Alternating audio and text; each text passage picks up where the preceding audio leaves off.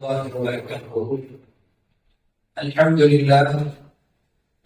لله رب العالمين، والصلاة والسلام على أشرف النبيين محمد وآله الطيبين وأصحابه الطاهرين والمؤمنين والمسلمين كلهم أجمعين. أما بعد، قال الله سبحانه وتعالى في كلامه القديم: كل حزب بما لديهم فرحون. فقال نبي الله محمد صلى الله عليه وسلم: حبب إلي من دنياكم ثلاث: الطيب إلى آخر الحديث. ஷர்விற்கும் மிகுந்த மரியாதைக்கும் அளித்தான மேலான பெரியோர்களே, பாசத்திற்குரிய சகோதரர்களே, அருமையான ஸல்லல்லாஹு அலைஹி வஸல்லம் அவர்களின் நற்பாக்கியங்கள் நிறைந்த உம்மத்துமார்களே, நாம் இந்த வாரத்திலே ஹஜ்ரத் ரசூலுல்லாஹி ஸல்லல்லாஹு அலைஹி வஸல்லம் அவர்களுக்கும் அவர்களின் உற்ற தோழர்களாக திகழ்ந்த, அவர்களுக்கு பின்பு ஏறத்தாழ 30 ஆண்டுகள் கிலாஃபத் பதவியை அலங்கரித்த 4 சஹாபாக்களின் விருப்பங்கள், பிரியங்கள், ஆசைகள் எதன்பால் இருந்தது என்பதை நாம் இந்த வாரங்களில் தெரிய இருக்கிறோம். மேலான பெரியவர்களே, ஒரு பழமொழி சொல்வார்கள்: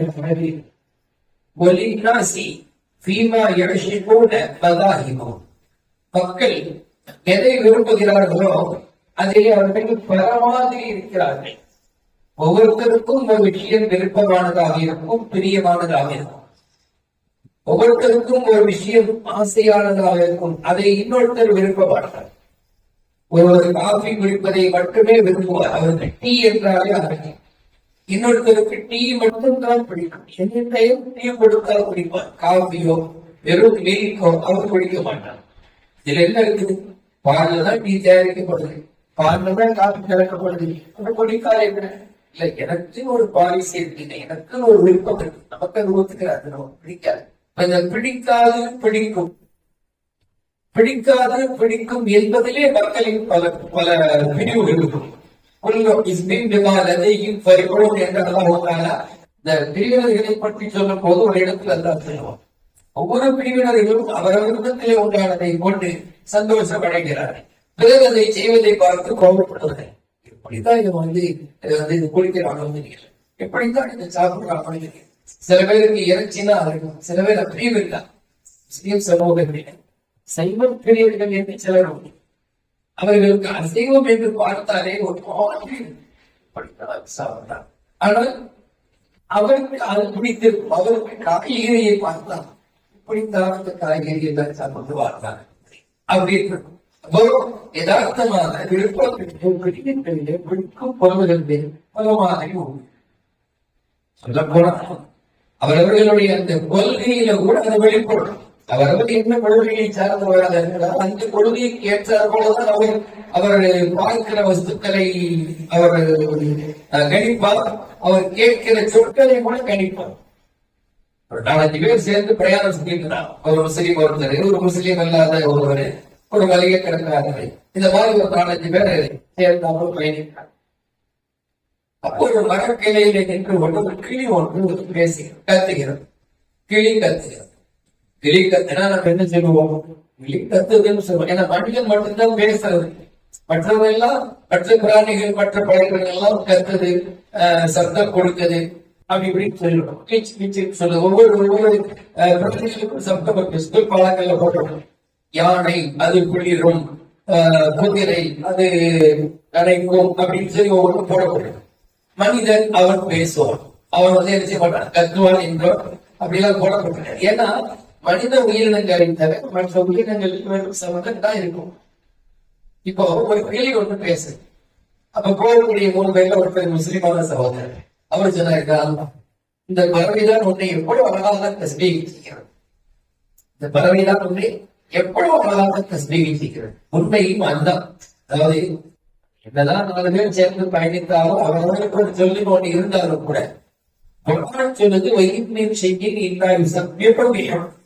சொல்லுது, உலகத்தில் எல்லா வஸ்துக்களும் அவனை தஸ்பீகி. நாம சாப்பிடுகிற தட்டு இருக்கு, அது கூட தஸ்பீகி. ஹதீஸ் நபி ஸல்லல்லாஹு அலைஹி வஸல்லம் சொன்னாங்க, தட்டி தஸ்பீ செய்கிறது சாதியின் நாயகமே எங்களுக்கு ஒன்றுமே கேட்கதில்லை. தட்டி தஸ்பீ செய்கிறது, ஒட்டகம் வந்து நாயகத்திலே பேசுகிறது, ஒவ்வொன்றும் தனித்தனி விஷயங்கள். அப்ப அந்த முஸ்லீம் சொன்னாரு, என்ன அழகாக தஸ்பீ செய்கிறது களி அப்படின்னு சொல்லி கூட போட முஸ்லீம் அல்லாத சகோதரர், இது எவ்வளவு அழகாக ஜெய் ஸ்ரீராம் என்று சொல்கிறது. அவருடைய கொள்கை ஸ்ரீராம் என்று சொல்கிறது அப்படின்னு அவர் சொன்னார். நான் வரைய கிடக்காரு அதெல்லாம் ஒரு நிகழ்ச்சி மொழியே குத்தி சொல்லிட்டு இருக்கா அப்படின்னு அவர் சொன்னார். ஒவ்வொருத்தவங்களுக்கும் அவங்களுடைய கொள்கை என்னவோ அவங்களுடைய பிரியம் என்னவோ அப்படியே ஒவ்வொரு சொல்லையும் முழுவாக இருக்கிறார். என்ன தெரியுது, நாம் இந்த உலகத்தில் வாழும்போது நமக்கென விருப்பங்களும் பிரியங்களும் இருந்தாலும் நாம வந்து ஒரு கட்டுக்குள் வாழ்வர்கள், ஒரு கோட்டுக்குள் வாழ்வர்கள், ஒரு கோடு இழுத்து வாழ்வர்கள். அந்த கோட்டுக்கு பேர் சரியா, அந்த கோட்டுக்கு பேர் எப்படி சொல்றாங்க, இந்த கோடு தெரியாது திடீர்னு எவ்வளவு நாள் எப்ப திடீர்னு ஒரு கோடு இருக்கிறாங்க அப்படின்னு. அந்த கோட்டுக்கு பேர் சரியா மாறுதல். அல்லாஹ்வும் ஒரு கோடு எதை நமக்கு விரும்பப்படி சொன்னார்களோ அது நேர்பாடு. அப்படி உணவு விஷயங்கள் எல்லாம் நமக்கு பிரச்சனை இல்லை, எதையும் நமக்கு படிக்கலாம் படிக்காமல் போகலாம். ஆனால் எதை படித்தால் எது நமக்கு விருப்பமானதாக இருந்தால் வறுமையில் நமக்கு வெற்றி கிடைக்குமோ, ரசூலுல்லாஹி அந்த ஒரு புலமை கிடைக்குமோ, அது மாதிரி விஷயங்களில் பிரியப்பட வேண்டும் என்பது நமக்கு சொல்லப்பட்டது. இது ஒரு ஒவ்வொரு நீண்ட சப்ஜெக்ட் போயிட்டே இருக்கும். ஒவ்வொருத்தவங்களும் ஒவ்வொருவரும் எப்படி அணுகிறாங்க கொள்றாங்க அப்படின்னு. ஒரு நாள் ரசூலுல்லாஹி சபையில நபி ஸல்லல்லாஹு அலைஹி வஸல்லம் அவர்களும் சஹாபாக்களில் குறிப்பாக இந்த 4 தோழர்களும் உட்கார்ந்திருக்கிறார்கள்.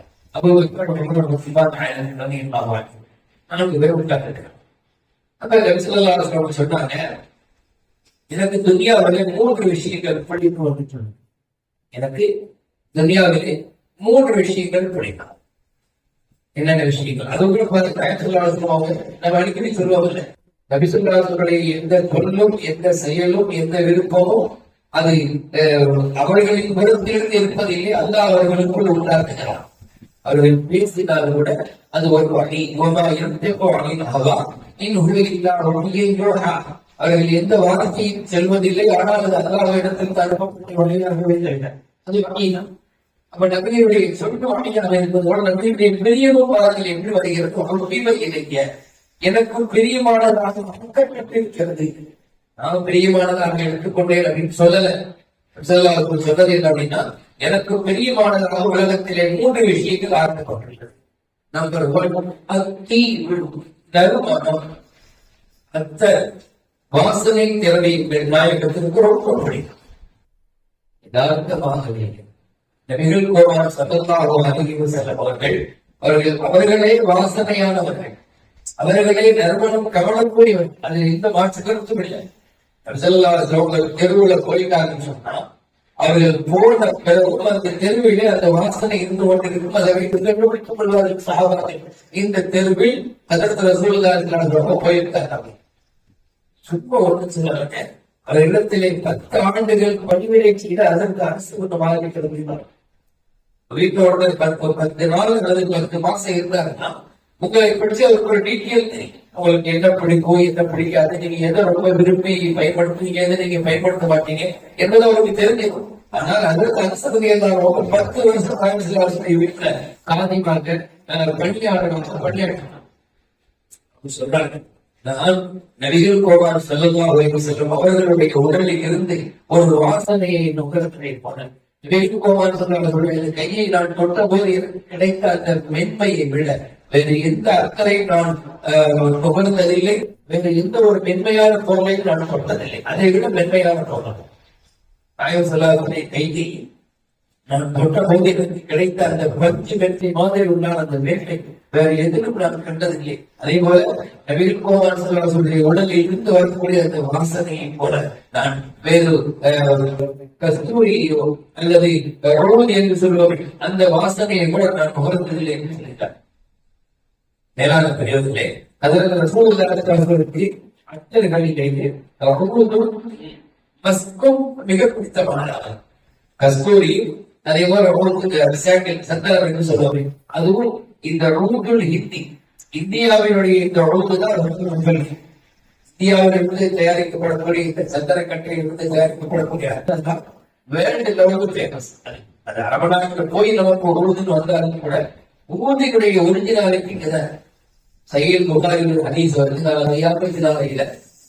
வசிக்கக்கூடிய இந்த சொர்க்கத்தில சாம்பிராணியுடைய அந்த பாத்திரங்கள் அதிலே போடப்படக்கூடிய பொருளை வந்து இந்தியாவில் தயாரிக்கப்பட்ட ஊதி என்று ஹதீஸ்ல போடுவதற்காகும். அந்த மேலான பிரிவுகளே அந்த உடலில் இருந்து நறுமணம் என்று கவனம் சுபகம் வெளியில வருவாங்க. சுபகம் முடிச்சுட்டு வெளியே வருவாங்க. உடனே இல்லை, கிட்டத்தட்ட ஒரு அரை மணி நேரம் கழிக்கும். அப்படி வரும்பொழுது சிறுவர்கள் நிகழ்ப்பாங்க. அந்த சிறுவர்களை நாயம் செல்லாம் செலாம் சொல்லி விசாரிச்சிருக்காங்க. இந்த யாருடைய ஒரு சவராக சொல்ற நானும் வேகமாக சென்று இடையே கொடுத்து விசாரணை செய்வேன். அந்த கையில எனக்கு அன்னைக்கு பகல் ஃபுல்ல வாசனை இருக்கு. எனக்கு பகலெல்லாம் எனக்கு அந்த கையில நான் விசாபாசத்துக்கு நறுமணம் சொல்லிட்டு கொண்டேன். அப்போ நாயம் செல்வாசி இயற்கையாகவே நறுமணமானவர்கள் அதை காணி அவர்களுக்கு விருப்பமான பொருளாக இருந்தது நறுமணம், வாசனை. அதனால் அவர்கள் வாசனை திரவியங்களை அதையும் அன்பளிப்பாக வழங்கினால் மறுக்க மாட்டாங்க. ஏன்னா அவர்களுக்கு ரொம்ப பிடித்தமான பொருள், அவர்கள் என்றென்றும் அப்படி இருந்தால் சரி என்றும் நம்மிடத்தில் அதான் சொல்லுது. என்ன அப்படின்னா வாசனை திரவியங்களை பயன்படுத்துவது. இன்னல்லாக இடைவெளிக்கும் தங்கிரி அல்லாஹ் சுத்தமாக இருப்பவர்கள் வந்து வாசனையாக நறுமணமாக இருப்பவர்கள் அல்லாஹ் விரும்புகிறார். அதனால தொழுகைக்கு வரும்போது நீங்கள் போட்டு வெங்காயம் போன்றவைகளை சாப்பிட்டு விட்டு அப்படியே வந்து விடாதீங்க.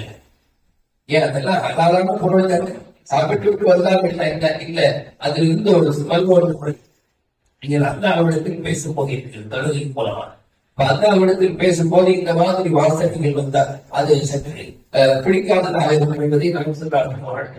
ஆக இன்று நாம் தெரிந்து கொண்டது பெருமானாருக்கு முதல் கட்டமாக பிடித்தமானது நறுமணம், வாசனை தேவை. முஸ்லிம்களாக நாம் எல்லா நேரங்களையும் குறிப்பாக தொழுகைக்கு வருகிற போது, வெளியிலே போகிற போது ஆண்களாகி நாம் வாசனை தேவைகளை பயன்படுத்தி அதன் மூலம் நாயகத்தினுடைய விருப்பத்தை நம்முடைய விருப்பமாக வல்ல நாயகம் செய்வானாக. ஆமீன் ஆமீன் யா ரப்பல் ஆலமீன். அஸ்ஸலாமு அலைக்கும்.